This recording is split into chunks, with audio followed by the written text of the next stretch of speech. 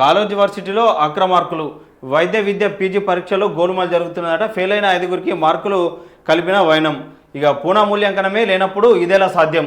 ఖాళీ పేజీల్లో మళ్ళీ రాతలు రాసినట్టు అనుమానాలు. వీళ్ళందరూ ప్రైవేటు మెడికల్ కళాశాలకు చెందిన వారే. రీకౌంటింగ్ తర్వాత మరో యూజీ విద్యార్థి కూడా పాస్ అయిందట. పెద్ద ఎత్తున డబ్బు చేతులు మారినట్టు ఆరోపణలు. సమగ్ర విచారణ చేపట్టాలని వైద్య విద్యార్థులు డిమాండ్ చేస్తూ ఉన్నారు. చదువు ఎందుకైనా సాధారణ విద్యార్థులు పరీక్షల్లో ఫెయిల్ అయితే ఏం చేస్తారు? పాస్ అయ్యేదాకా కష్టపడి చదువుతారు. కానీ భవిష్యత్తులో డాక్టర్లు కావాల్సిన 5గురు విద్యార్థులు అడ్డదారి తొక్కారు. అక్రమంగా మార్కులు వేయించుకొని పాస్ అయ్యారు. ఈ తతంగం వెనుక కాళోజీ ఆరోగ్య విశ్వవిద్యాలయంలో కొందరు అక్రమార్కులు హస్తం ఉన్నట్లు ఆరోపణలు వెల్లువెత్తుతున్నాయి. తొలుత ఫెయిల్ అయి మళ్ళీ ఆ పాస్ అయిన వారంతా ప్రైవేటు మెడికల్ కాలేజీ విద్యార్థులు కావడం గమనార్హం. మరోవైపు ఓ ప్రైవేటు మెడికల్ కాలేజీ యూజీ విద్యార్థి ఫెయిల్ అయినా రీకౌంటింగ్లో పాస్ అయిందంట. నాకు ఒకటి అర్థం కాదు, ఓ కాలేజ్ అని ఎందుకు రాస్తారా? ఆ కాలేజ్ ఎవడో రాస్తే కాలేజ్ ఇజ్జత్ పోతుంది కదా. ఓ కాలేజీ పాస్ అయ్యాడు, రీకౌంటింగ్ తర్వాత ఓ విద్యార్థి పాస్ కావడం కాలేజీ యూనివర్సిటీ చరిత్రలోనే తొలిసారి. చూసినావా, మా వాళ్ళు ఏమైనా చేస్తారు, పైసలు ఇస్తే పక్కాగా నిర్వహిస్తామని చెబుతున్నా. వైద్య విద్య పీజీ పరీక్షా ఫలితాలు ఈ నెల 4వ తేదీన వెలువడ్డాయి. ఓ ప్రైవేట్ వైద్య విద్య కళాశాలకు చెందిన 5గురు విద్యార్థులు ఈ పరీక్షలో ఉత్తీర్ణత సాధించలేరు. కానీ ఆ తర్వాత కొద్ది రోజులకే పాస్ అయ్యాడు. ఇదేలా సాధ్యమైందని సహచర మెడికోలు ఆరా తీయగా అసలు విషయం వెలుగులోకి వచ్చింది. అండర్ పోస్ట్ గ్రాడ్యుయేట్ పరీక్షల్లో విద్యార్థులు జవాబులు రాసేందుకు 30 పేజీల బుక్లెట్ ఇస్తారు. దానిపై విద్యార్థి హాల్ టికెట్ నెంబర్తో పాటు క్యూఆర్ కోడ్ కూడా ఉంటుంది.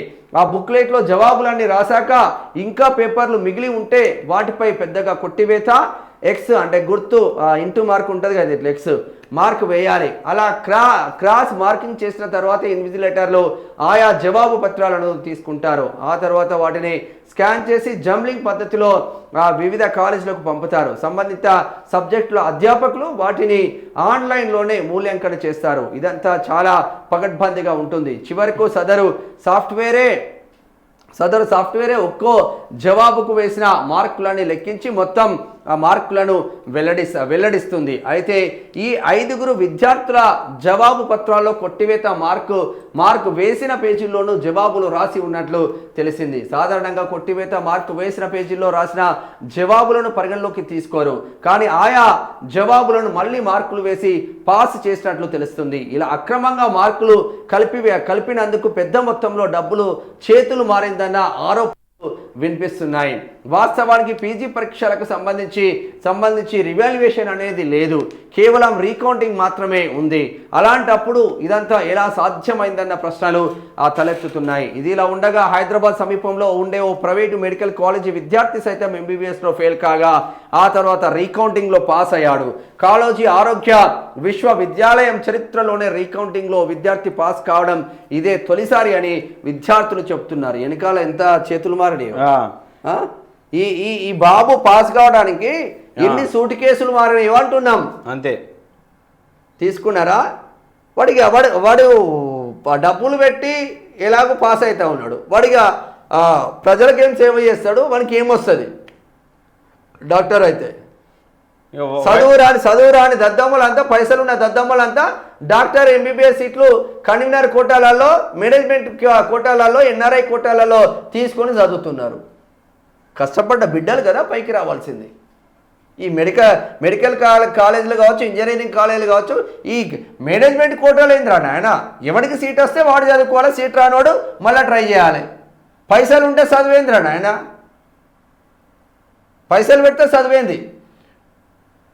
వాడు 2 కోట్లు పెట్టి సీటు కొంటున్నాడు, ఇంకో కోటి వాడేసి పాస్ అవుతుండు.